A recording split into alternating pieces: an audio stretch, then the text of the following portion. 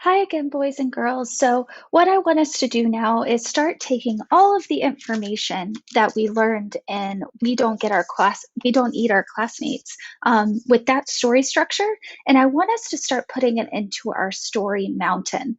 Now, you guys have this document on your Google Classroom, so all you do is make a copy for yourself, and then you'll be able to start filling it out, okay?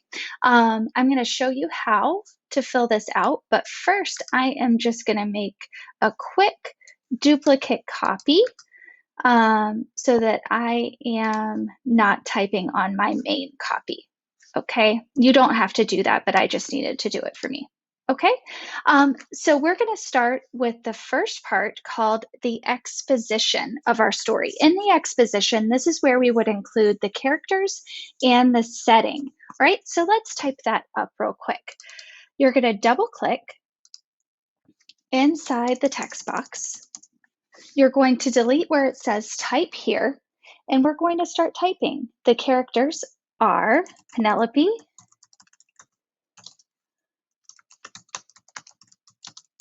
Penelope's mom and dad, Mrs. Noodleman,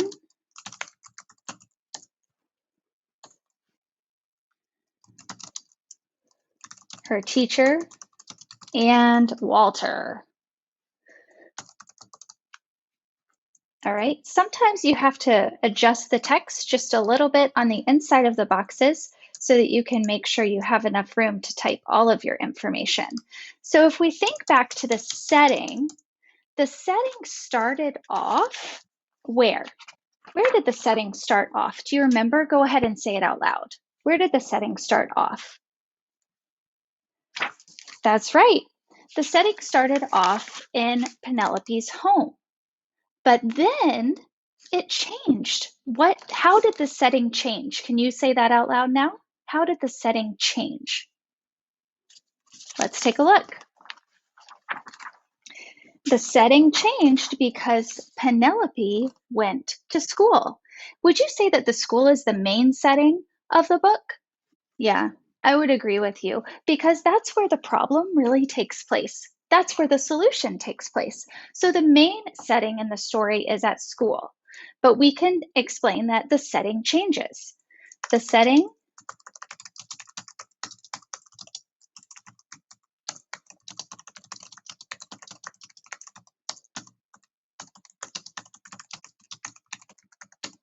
changes from Penelope being at home to Penelope being at school.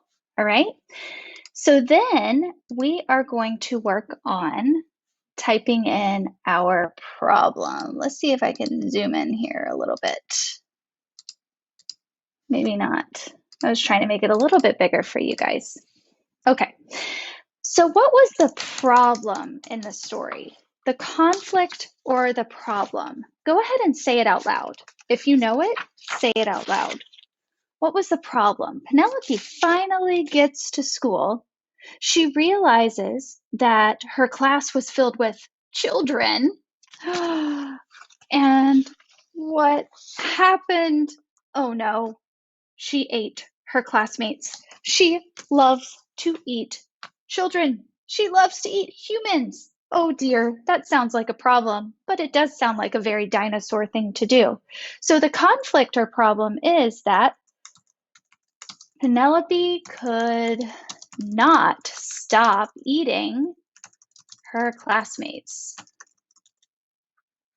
Okay, so what happens when I was reading the story to you? We talked about when Penelope finally changes. There's something that happens when she finally changes, which would be the climax or the solution.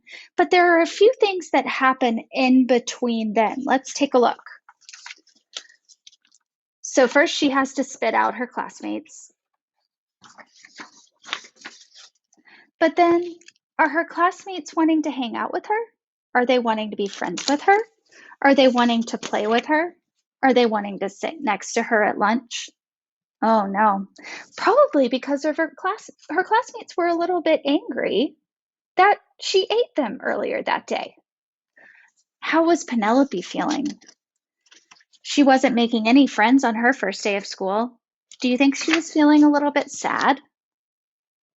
So she goes home, and her dad talks to her about eating her classmates and how that wasn't a nice thing to do if she wants to make friends. Okay? So we're hearing a bunch of things in our rising action as we're moving up our mountain to our solution. We're hearing a lot of different events that are taking place. So she gets to school the next day, and oh no, she is still eating her friends. Okay, so let's get some of this information into our rising action. On Penelope's first day of school, she ate all of her classmates. They were angry. Her classmates didn't want to be her friend. She ate them on the second day. Oh dear. Okay, so notice how I didn't put all of the details in there, but I took out the most important details from the story that really makes a difference in the changes in the characters that take place, okay? So now we get to our climax or our solution. Let's take a look at what's happening next. So she tries to go over and make a friend with Walter, asking, "Will you be my friend, Walter?" And then chomp. What happens? Do you remember? Yes. Walter bites Penelope. Oh, it made her so sad and upset to be bitten like that. But does that sound like what she was doing to her own classmates? So from this point, we see Penelope changing because she loses her appetite for her classmates. So the climax, when we get right to the top of the mountain, what is causing the character in our book to change? Well, in this book, it's the fact that the same thing, a similar situation, ended up happening to her. So she finally understood how her classmates were feeling. So let's get that typed into our story mountain as well. So we have our climax and solution. Penelope tried to make friends with Walter the fish, but he tried to eat her. And I'm going to go back here and make sure that all of my words are spelled correctly. And let's explain how this made her feel as well. This made her cry, but also helped her to understand how her friends, let's put classmates, were feeling.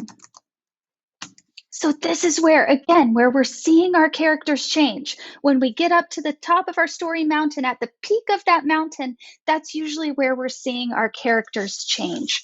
Let's take a look at what happens next. So she was, again, very upset. But look, she's sitting with her classmates. She doesn't feel like eating them anymore because she lost her appetite for them. And look what starts to happen. They start to play with her. They start to share things with her. They're outside on the playground together. She's trying to share with them and they're accepting it. So this would be in our falling action. Right after the character immediately changes in that climax, we start to see how everything else changes. Okay? But even when she looked at Walter, it helps her to remember why she doesn't eat her classmates.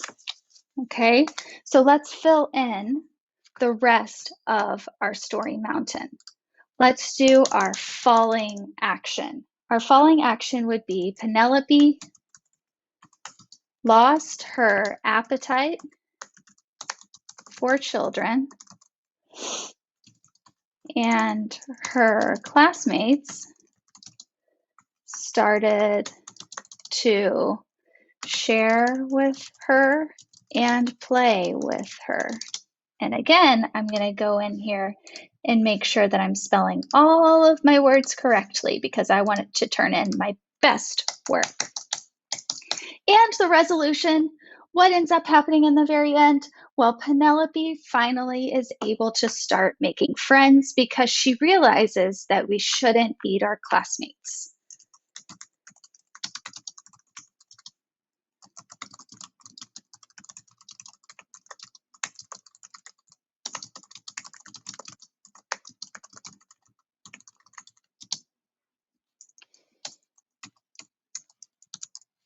There we go. And up at the top, I'm so sorry I did not do this in the beginning, but I need to type our title of our text. We don't eat our classmates by Ryan Higgins. And that's it, boys and girls. That's how you end up creating your story mountain. Notice how we had to read through the book once, but then it helped us to read through the book again as we were trying to create our story mountain. All right, so now if you would like to, you can make a copy of the Story Mountain document and create your own story mountain for We Don't Eat Our Classmates. If not, tomorrow we're going to get back together and we're going to be looking at another book where you are going to create your own story mountain, okay? It was nice reading with you today, boys and girls. I'm looking forward to seeing you next time. Bye.